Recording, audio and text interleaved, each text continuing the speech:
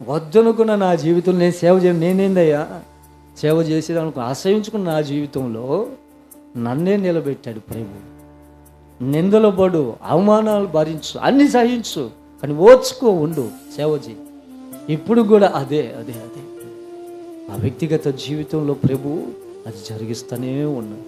ఆమె ఆ రోజు సేవకుడి నోటి గుండా పలికిన మాట ఎప్పుడు 2013వ సంవత్సరంలో పలికిన మాట ఇప్పటికి ప్రభు నెరవేర్చి 7 సంవత్సరాలు. హల్లెలూయా.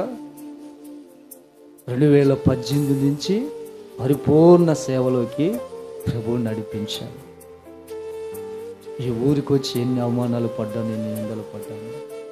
ఏమండి, నన్ను అవమానించిన వారు, అసహించుకున్న వారు, ఊరి జనాలు కానివ్వండి, ఆత్మీయులు కానీ ఎవరైనా వారందరి మధ్యలో ప్రభువు నిలబెట్టి నన్ను తిట్టారని వాళ్ళ మీద గొడవ లేదు, మౌనంగానే ఉండి ప్రార్థన చేసుకుని దేవుని సన్నిధికి అప్పగించాను.